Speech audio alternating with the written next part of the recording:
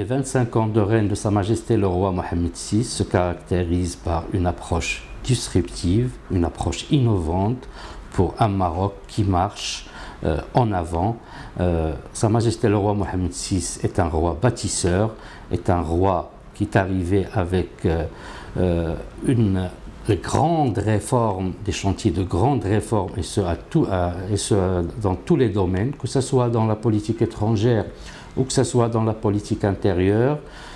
Pour ce qui est de la politique intérieure, on le voit à tous les niveaux, que ce soit dans les domaines politiques, que ce soit dans les domaines économiques, domaine social, culturel, environnemental. À ce titre, je rappelle le discours du 12 octobre 1999 de Sa Majesté le roi Mohammed VI qui parle du nouveau concept d'autorité et de l'état de droit. Ce nouveau concept d'autorité qui va aller d'une manière parallèle avec d'autres chantiers, c'est-à-dire nous avons aussi la réconciliation, l'instance d'équité et réconciliation, nous avons l'INDH, l'Initiative nationale pour le développement humain, il y a aussi la réforme du Code de la famille en 2004, et puis cette année-là, en 2024, 20 ans après la réforme, une autre réforme qui est en train de prendre lieu. Il y a aussi,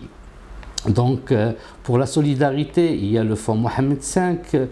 qui vient en 1999. Donc, c'est-à-dire que le Maroc, sous le règne de Sa Majesté le roi Mohammed VI, marche sur plusieurs voies pour la construction d'un État de droit, d'un État émergent économiquement, d'un État socialement, d'un État social. Et pour ce qui est de l'économique, à ce titre, il faut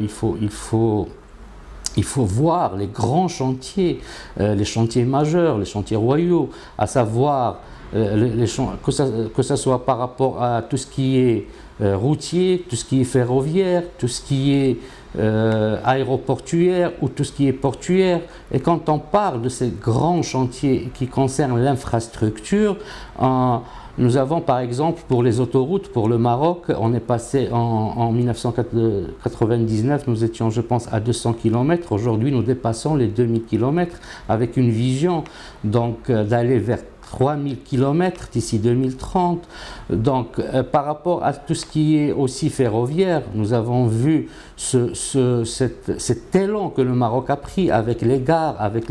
cette perception des nouvelles gares, cette perception des nouveaux trains, et aussi, bien sûr, quand je parle des trains, on parle surtout de l'Borak, donc la ligne à grande vitesse, le TGV marocain. Et il y a aussi par rapport au port, et là c'est le grand port de Tanger, Tanger Med. Et quand on parle de Tanger Med, c'est vraiment un des ports qui se situe parmi les plus grands au monde et qui contribue au commerce maritime international. Il y a aussi le projet qui est en cours aujourd'hui du port de Dakhla, du grand port de Dakhla. Pour ce qui est de l'aéroportuaire aussi, il y a la nouvelle vision des aéroports, de l'ouverture du Maroc, c'est-à-dire sur le monde, à travers donc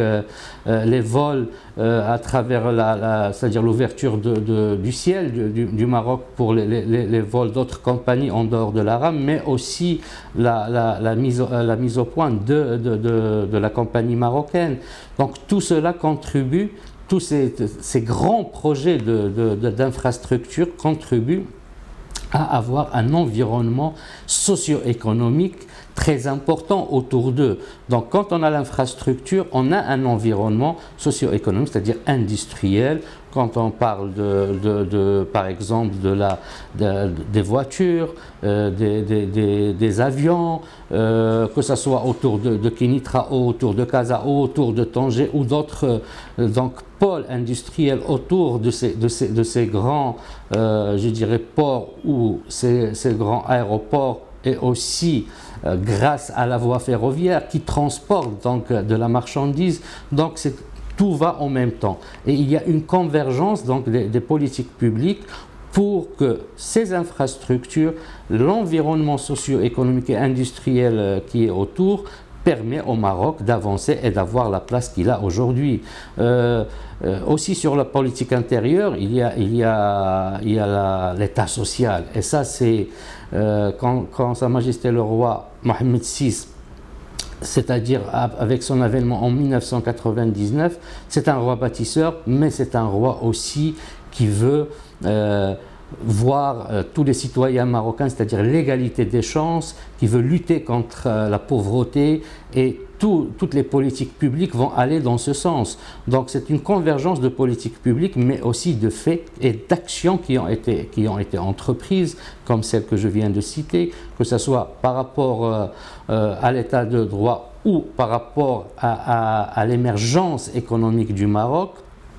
Il y a aussi l'État social, et l'État social concrétisé par le grand chantier royal, c'est-à-dire qui concerne la généralisation de la sécurité sociale, la généralisation de l'assurance maladie pour tout le monde, pour tous les Marocains. C'est un chantier qui a permis à plus de... Aujourd'hui, on parle de presque 22 millions de citoyens, de personnes qui n'avaient pas cette forme de prise, on va dire, qui était prise par l'assurance maladie obligatoire. Aujourd'hui, ils font partie des citoyens, donc avec les autres qui avaient déjà donc une couverture médicale. Il y a aussi l'état de droit. Tout à l'heure, quand j'ai parlé de nouveaux concepts d'autorité, j'ai évoqué la réconciliation avec l'instance d'équité et réconciliation, mais aussi la constitution marocaine. La constitution marocaine, elle est très avant-gardiste par rapport à des pays qui ont une tradition démocratique. Et quand je parle de la constitution marocaine, je m'arrête toujours au titre 2 de la constitution marocaine, qui est consacré aux libertés et droits fondamentaux, qui va de l'article 19 jusqu'à l'article 40. On a 22 articles qui consacrent les libertés et les droits des citoyennes et des citoyens, comme l'article 19 qui parle de l'égalité entre les hommes et les femmes, quel que soit le domaine professionnel, économique, social, politique, et qui parle aussi dans son deuxième alinéa de la parité. Dans la Constitution, certes, il y a un titre consacré, le deuxième, aux libertés et aux droits fondamentaux, mais il y a autres articles, plus au niveau du préambule de la Constitution, où les libertés individuelles, les libertés fondamentales et les droits de l'homme sont consacrés par la Constitution marocaine. Il y a aussi le titre 12 de la Constitution marocaine, qui est consacré aux institutions, aux instances de la bonne gouvernance. Et là, nous avons le Conseil national des droits de l'homme, nous avons l'autorité de la parité, l'AAK, c'est-à-dire l'autorité de la communication audiovisuelle, le médiateur, il y a aussi le Conseil de la concurrence, il y a beaucoup d'instances au niveau c'est-à-dire qui ont été consacrées par la Constitution et qui vont dans le même chemin. Donc, un État de droit solide, un État économiquement émergent et qui répond aux attentes des citoyens, et puis aussi un État donc qui va de l'avant dans une politique qui pour la lutte contre la pauvreté et aussi contre les disparités non pas seulement entre les individus, mais aussi spatiales. Quand on voit les différents ports, les différents aéroports, et aussi par rapport à l'état social, et il faut rappeler que le Maroc, par exemple, dans les années 90, nous avions que 2 centres hospitaliers universitaires. Aujourd'hui, presque chaque ville qui dépasse, je dirais, une ville moyenne, il y a un centre hospitalier universitaire avec une faculté de médecine. Et ça va dans le sens pour répondre aux besoins des citoyens. Il y a aussi donc dans les grands projets du Maroc, lors du règne de Sa Majesté le roi Mohammed VI, il y a les énergies renouvelables. Et à ce niveau-là, on parle d'un Maroc non seulement émergent, mais un Maroc qui devient un acteur majeur des énergies renouvelables, que ce soit au niveau des éoliennes, que ce soit au niveau de l'énergie solaire, mais aussi aujourd'hui le Maroc est l'un des pays les plus importants pour ce qu'on appelle l'hydrogène vert. Donc c'est tellement de projets durant le règne de Sa Majesté le roi Mohammed VI, et qui vont ensemble, qui convergent c'est-à-dire pour avoir, je dirais, une réponse à toutes les attentes des citoyennes et des citoyens marocains et marocaines, qu'ils soient résidents au Maroc ou résidents à l'étranger. Les 25 ans du règne de Sa Majesté le roi Mohammed VI se caractérisent par rapport à la politique intérieure par un roi bâtisseur, un roi innovant, un roi qui a entamé et qui est en train de réussir la lutte contre la précarité pour une société juste, pour la dignité de tout le monde, à travers tous les projets et les chantiers qui ont été réalisés, que ce soit dans la vie politique, économique ou sociale. La politique étrangère sous le règne de Sa Majesté le roi Mohammed VI est une politique qui a été ouverte au monde, est une politique réaliste, est une politique qui défend les intérêts du Maroc et aussi qui s'ouvre au partenariat sur tous les plans avec les États amis du Maroc. Quand on parle du Maroc et de la politique étrangère, aujourd'hui le Maroc est devenu un acteur incontournable dans la géopolitique mondiale, dans la géopolitique de son environnement régional, méditerranéen, continental, mais aussi ouvert aujourd'hui vers l'Atlantique. Quand on parle de cette politique étrangère, nous avons déjà un point très important, c'est le retour du Maroc en 2017 à l'Union africaine. Le retour à l'Union africaine qui est la place du Maroc pour prendre la place de leader qui sied au Maroc et qui était sa place, puisque le Maroc est un bâtisseur de cette organisation de l'unité africaine qui s'appelait auparavant l'OUA et qui est devenue l'Union africaine. Donc ce retour-là, il est très important. D'une part, le Maroc avait bien sûr des pays amis au niveau de l'Afrique, il a toujours gardé des relations amicales avec les États africains frères, mais le retour au niveau de l'Union africaine était quelque chose de très important pour, d'une part, parce que nous sommes le leader en Afrique, mais aussi pour défendre les intérêts du Maroc à l'intérieur de l'Union africaine. Quand on parle aussi de la politique étrangère du Maroc, c'est une ouverture. Et là, je rappelle le discours de Sa Majesté à Riyad en 2016, c'est-à-dire que le Maroc est ouvert à des partenariats, à ses amis et de par le monde, non pas seulement aux partenaires traditionnels. Et ce discours-là, il est très important aussi dans la vie politique étrangère du Maroc. Le Maroc, comme j'ai dit, est un acteur incontournable, mais aussi c'est un acteur qui a une stratégie et qui a une position stratégique dans le monde. Le Maroc aujourd'hui est un pont entre l'Afrique et l'Europe, mais aussi un pont entre les États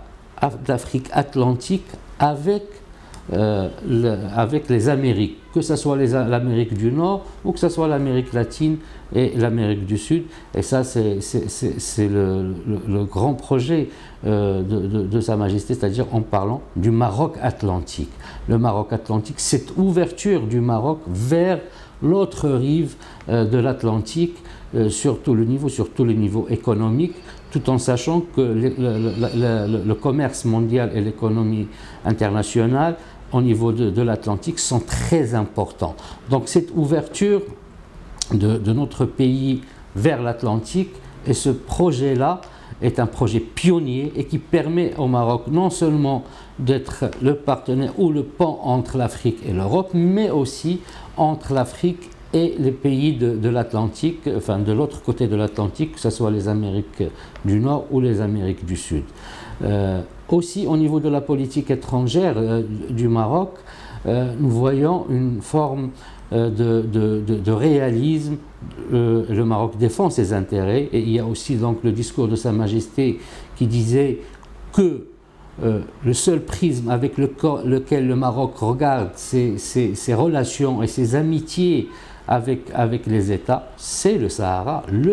marocain, à travers lequel le Maroc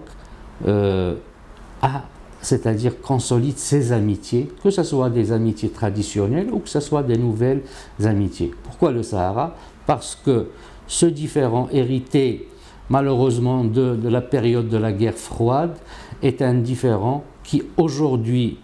n'a pas lieu d'être, parce que de point de vue juridique, de point de vue droit international ou de point de vue légalité historique et juridique,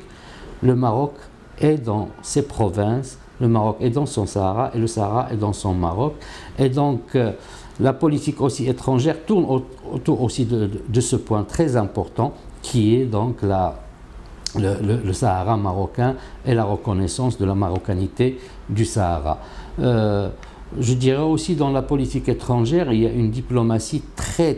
forte du Maroc aujourd'hui, quels que soient les États ou le continent ou je dirais l'organisation internationale avec laquelle le Maroc a une relation, que ce soit l'Union africaine, que ce soit avec l'Union européenne, donc les relations du Maroc avec l'Union européenne, que ce soit avec les Amériques, ou que ce soit au niveau de la Ligue arabe, ou que ce soit au niveau de la conférence, l'organisation de la conférence islamique. Donc le Maroc, il est toujours présent. Et il est toujours présent et il est toujours leader. Il fait partie des leaders au niveau donc, des organisations dans lesquelles il siège. Je dirais à la fin de cette déclaration que Sa Majesté le roi Mohammed VI, depuis l'accession au trône, il a une vision royale éclairée qui a permis au Maroc d'aller de l'avant, que ce soit sur la politique intérieure et ce à tous les niveaux, et bien sûr aussi que ce soit la politique étrangère où le Maroc aujourd'hui est un acteur très respecté, un acteur incontournable, et aussi tellement il a la confiance donc des États et des organisations internationales, le Maroc reste, et les entrepreneurs aussi, reste l'un des pays où il y a le plus d'investissements donc directs étrangers qui viennent d'ailleurs. Donc je pense que le Maroc il est le deuxième aujourd'hui à ce niveau, et même à un autre niveau, le Maroc est devenu un pays qui investit dans les États africains. Donc c'est toute une marche vers l'avant, une approche innovante, une approche qui a permis au Maroc d'avoir la place qu'il a aujourd'hui. Pour suivre toute l'actualité d'EcoActu.ma, inscrivez-vous sur notre chaîne YouTube et rejoignez notre communauté sur Facebook et sur les autres réseaux sociaux.